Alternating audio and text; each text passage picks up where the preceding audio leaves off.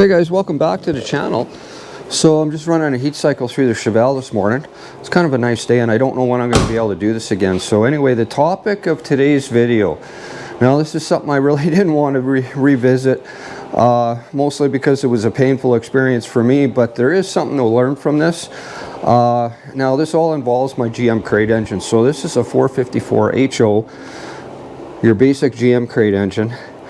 And this is the camshaft out of that GM crate engine at the 3,000 mile mark. So you can see that the lobes on number 7 hole are completely wiped out. Hopefully you guys can see that in the video, both intake and exhaust. And these are the 2 lifters associated to that hole, and they're all flat spotted and destroyed. So yeah, now the one thing that's different about this whole scenario, that in relation to all the failed camshafts and lifters out there, and there's a lot of information on, you know, especially flat top and stuff. This is a roller cam deal. However, this failure was not due to bad parts. It was actually due to bad workmanship. So what had happened was, at the 3,419 mile mark, this thing completely failed. It was destroyed, and a loud rattle in the engine. There was no previous, up to that 3,419 mile mark, there was no previous noise. There was nothing to tell me that there was something wrong with this engine whatsoever. So what had happened actually was, when it was assembled right from new, the dog bone that holds these 2 lifters in place in relation to the camshaft was actually flipped upside down, and it was just only on that one hole.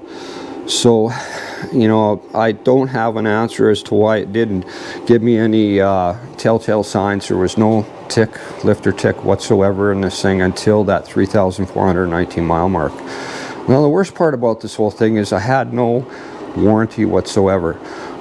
Even though there was only 3,000 miles on the engine, the warranty was null and void because it had been in the car for 5 years. So if you look up online here, I've got the GM warranty and specs and that sort of thing all online, and there it is right there. So 24 months, 50,000 miles, and this covers workmanship and failure of parts. So how this whole thing works now, I followed all the GM guidelines as far as getting myself covered for warranty. You have to have, you can't just buy these things and install them at home in your driveway. You have to actually have either the GM dealership install the engine, or you have to have somebody recognized, a shop recognized by GM in order to do that, and then you're covered by warranty. If you do it yourself at home, you're null and void immediately. So I followed all those guidelines. I actually, you know, this engine was purchased through the shop I work at, which is recognized by GM, and installed at that shop. And now I followed everything I could possibly, you know, just to make sure I was covered. However, the 24 months, 50,000 miles thing, 24 months disappears pretty quick, especially, you know, this car right now, it's in storage, it's in winter storage. So 6 months it's going to sit here. And I installed this thing 2016, Christmas of 2016, didn't actually drive it till 2017. So yeah, I mean, the whole thing, that warranty disappears pretty fast, especially in Canada here. We can't drive, these are seasonal cars, can't drive them all year round. So yeah, now I don't have a dog bone here to show you guys, but I have the cam and the lifters. If you look back in the previous videos, I do have documented, you know, video proof that that thing was flipped upside down in the engine when I discovered it. And I also had it on the counter here, and, you know, tried to explain how it holds things in place in relation to the cam. There's just there's one for each hole, one dog bone for each hole, and there's a spider tray on top of that that holds it all down in place. So that thing was flipped upside down. Yeah, it was a bad workmanship deal. You kind of, if you look back in the previous videos, I really was upset with the dealership. And, you know, they didn't do me any favors. Part of the problem was I was really upset. My wife and I had bought 2 cars from that dealership, 2 brand new cars, and 2 used cars from that dealership. And that was not the first crate engine I ever purchased, it was the second. So I felt I was a pretty good customer, and when this all went down, I ordered all my parts right from that same GM dealership. So the cam, the lifters, all the associated gaskets, I ordered from them.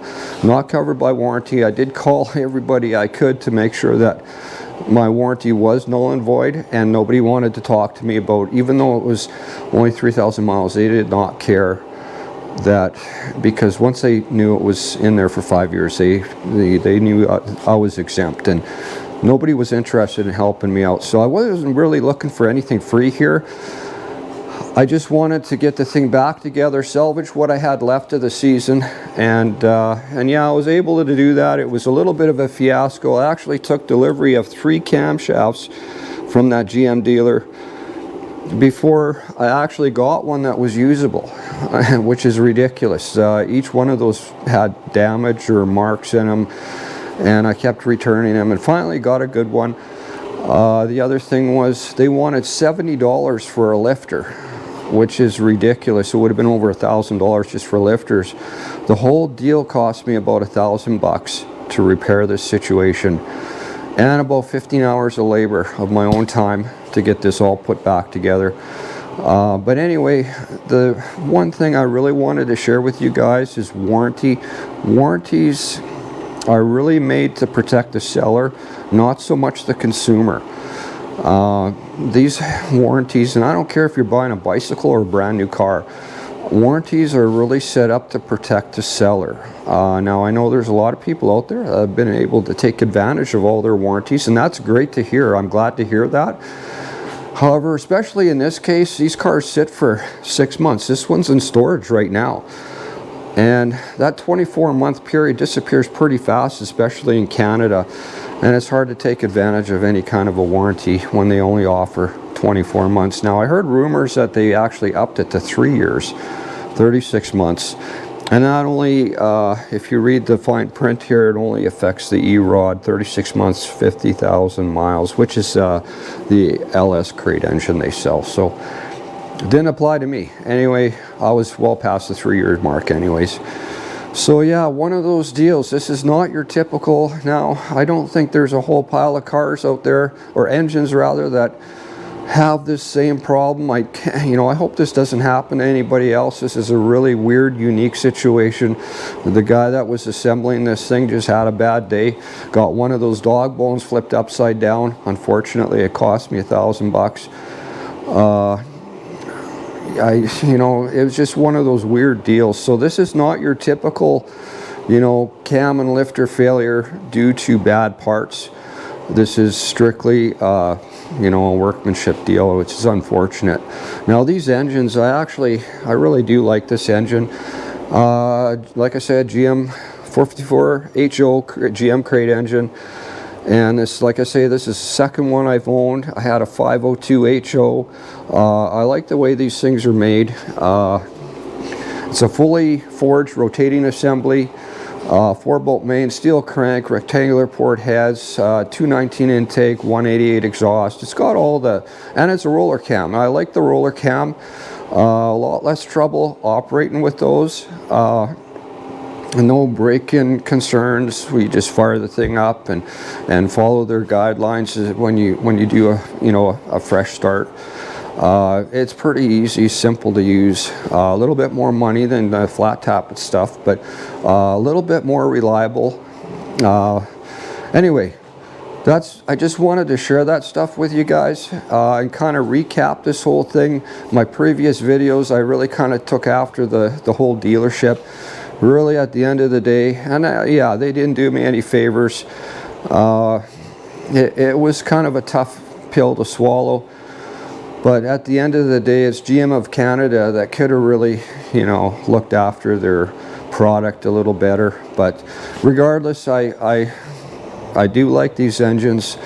Nothing bad about these engines. I think they're a really great fit for these muscle cars. If you're looking for a muscle car engine, big blocks don't fall out of trees anymore. So I opted out for the crate engine because everything I found out there in a big block, so this is a clone, and I had to have a big block in there to complete that whole clone process. So every 396 I found out there to fit the bill would have needed a ton of machine work, and this was just a fast and easy and comparable in price. It just made sense. So I would buy another GM crate engine again.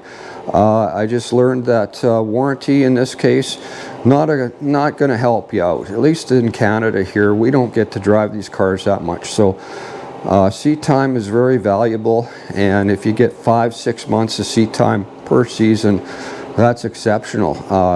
This year I think I got just a tick under 1,000 miles on the car. So it's been a year since this has happened. I thought I'd just go over that with you guys and kind of recap the whole thing. It was, like I say, kind of a, it was a bad deal, but be aware, warranties aren't always that great of a thing, and they're always looking to sell you extended warranties on different things, but at the end of the day, what percentage of people actually can take advantage of that is pretty small compared to, anyway, you kind of get what I'm saying. So that's kind of a big recap.